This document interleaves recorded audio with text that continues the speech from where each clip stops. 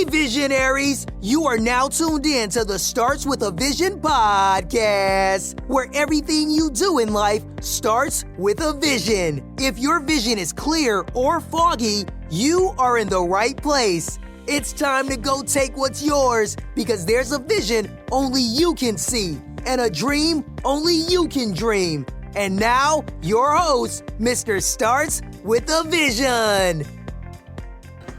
What is going on, everybody? This is Isaiah Fowler, aka Mr. Starts with a Vision. And if you are new to the family, if you are new, let me say thank you. Let me say welcome to the podcast. This is episode 320. 320 episodes. Think about that. It's been almost 2 years now. We're going on 2 years. It's been about 18 months, a year and a half, and we're going strong. 320 episodes. I love it. I'm so excited. I am in love with podcasting and everything like that.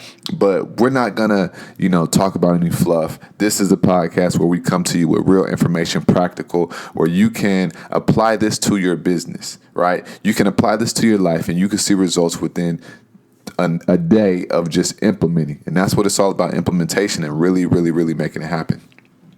So we're going to hop into the quote of the day, but really quick, I know I've been telling people to text me, and I, get text messages all the time of people saying, hey, thank you, or this was really good, whatever it is. But we just opened up our community on Facebook, right? And what we're going to be doing is we're going to be building up a whole community, not just Facebook. We're going to have a portal and an app and everything, right? So if you're interested in just joining the community, go on Facebook and just type in Deeper Than a Podcast, and there's going to be a group, and just come in and just join us, network with us, talk to us, and learn, because we're about to build this thing up big time. I think it's that time to really start building a community and a family of people who are on the same wavelength, who want to accomplish the same types of things.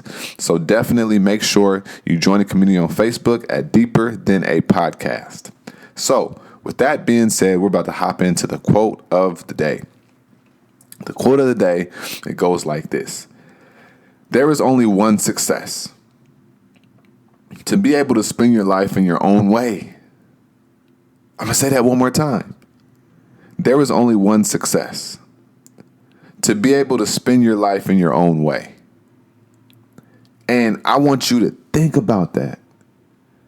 How many times have you done something that you just didn't want to do? How many times have you done something that goes against your will? How many times have you done something that makes you not happy? How many times? For 95, 97, 98% of people on this planet, it's way too often. And when I say too often, I mean way, way, way too often. So I really want to, get into the minds of everybody and say, man, the only success is when you live life how you want to live it. That's the only success, literally. So if you sit here and you say, you know what, I'm about to just go live life, I'm about to go do what I want, you're successful, because that's what you want to do. And nobody else is telling you what to do, how to do it, when you can do it, and all this other crazy stuff. So please go do what you want. Go live life how you want. Please, man. I'm almost begging you. Seriously. So that's the quote of the day. And today's topic is we're going to be talking about building your team. I think that this is extremely important, and things have just grown over here, and things have really taken off, and things are exponentially growing as we speak. And so I wanted to talk about building a team, because when you grow, what happens is you get to a point where you may start to feel overwhelmed. And so when you're feeling overwhelmed, you don't 100% know what to do, how to do it. You don't know what's going on. You don't know where to start. You don't know where to look. All these different things are playing factors. So I'm going to just let you in on not only the team, but just like how you can grow, how you can build your team, right? So the first thing is, me personally, I would not start off with a whole bunch of team members. And this goes for brick and mortar or a freaking, like an online business, online entrepreneur. Now, and I say that because when people are starting online businesses, they may not have the money. So let's just talk if you just don't have the money. Okay, let's go from there. So when you're starting off, there's a lot of things that you need to learn. So first and foremost, I think that there should be some type of grace period or some type of study period. And this study period is a period where you're not physically doing anything. You're not marketing. You are learning what you need to learn. You're setting up strategy for your business. Because when you set up strategy, then you know what you need. You know what you need to do. You know all these different things that need to happen, right? So first and foremost, there needs to be a time where you are coming up with the direction of your business, right? The direction of your business. So that's first. So when you have the direction of your business, map out what everything is going to take, what departments you're going to need per se. And when I say departments, you know, who are you going to need as team members? And then you learned everything you needed to learn. So now you're going to need to know, how is this going to make money as fast as possible? That's the important question, because when you make money, you can hire team members faster. But you need to generate the revenue by yourself and then hire the team members. Because the thing about it is, if you start off with team members, you're starting off paying people. So now it's going to be a little bit harder. It may take a little bit longer for this business to start, pumping out money to you. So understand that. The next thing is, here's the next thing. The first team member that I feel you should get is a personal assistant or virtual assistant, but they can act as your personal assistant. This is someone who handles all of the admin work. If you're building a personal brand, this personal brand may be, you may be doing a lot of interviews and stuff like that. So because of that, they'll be booking your interviews. They'll be reaching out to other people. All these different things, right? Just a whole bunch of admin stuff. If you're taking payments, they'll be managing the payments. If you're building a community, they'll be managing the community. All this other stuff, right? So that way you can focus on marketing and sales. So that assistant is going to be the person who's at your hip, who knows your style, who likes you. And don't settle, right? Do not settle. I went through a few assistants because, you have to kind of feel and understand which person is right for you. And when you're hiring an assistant, virtual or personal, you need to make sure that you two are on the same frequency. You two are in alignment with the vision and the goals for each other's life before you even want to talk about business. Because energy is everything. If you hire the right person, they'll be telling you stuff that you didn't even think about, but you need. And it's because they're so in tune with who you are, with the brand and everything. Right? So please, please, please know and understand that you need a team. And you need somebody who's going to be at your hip, who's going to be able to say, we need this, this, and this. And they know how the whole business operates. So that's why I say a personal assistant first.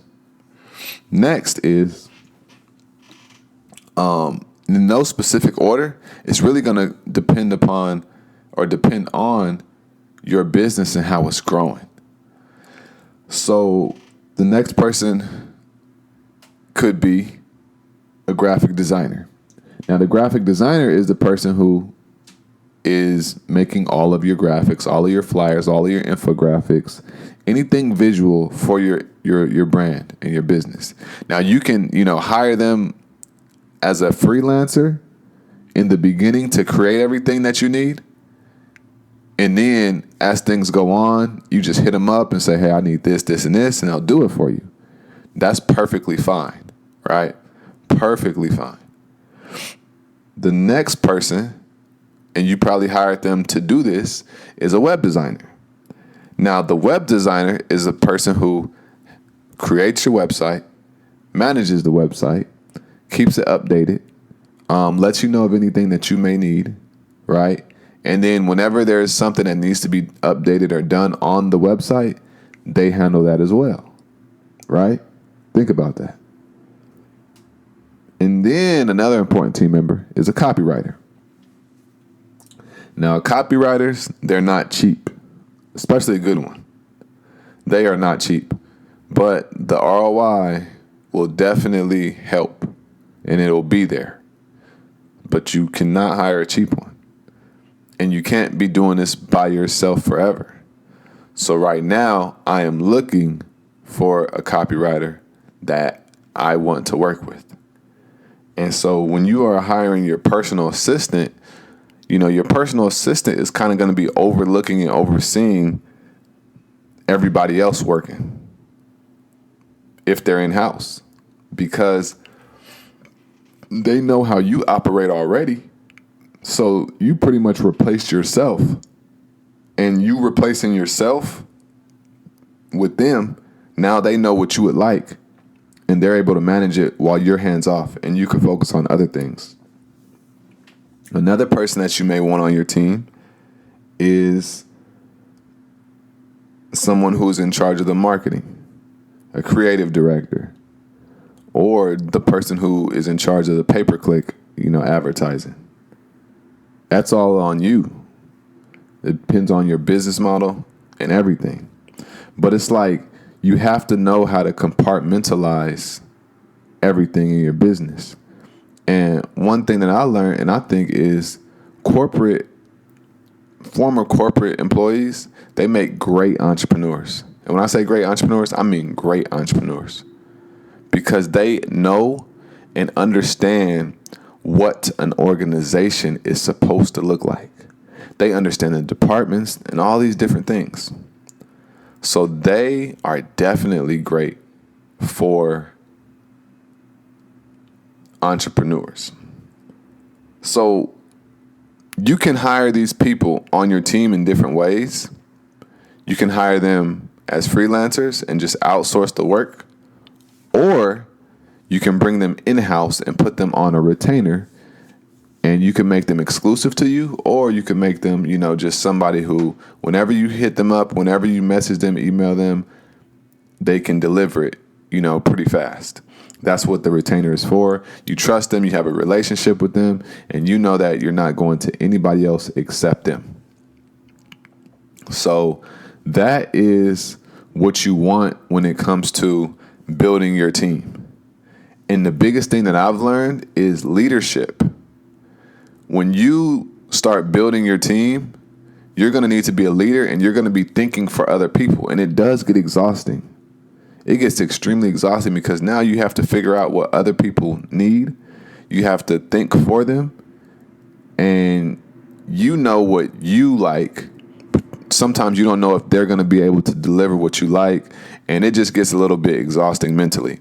But you can accomplish more when you have a team around you. So having a team is extremely important. And you really want to hone in on who you want to work with and who you want on your team, what kind of people. So you need some type of core values for your company, for your organization, for your business, so that when you're hiring people, you're bringing people on the team, they have those same core values that you do. So these are all different things that you want to think about when you're building your team. So this is what I wanted to talk about, how to go about building your team. Very important, extremely important. Probably one of the most important things or topics that you could talk about or think about, because building a team is going to be your Achilles heel, or it's going to help you out tremendously. So I hope that this added value to you and this was precious to you. And I thank you so much. And I'll be talking to you guys on the next episode. Thanks for listening to the Starts With a Vision podcast. Come get your vision clear at www.startswithavision.com. See you there.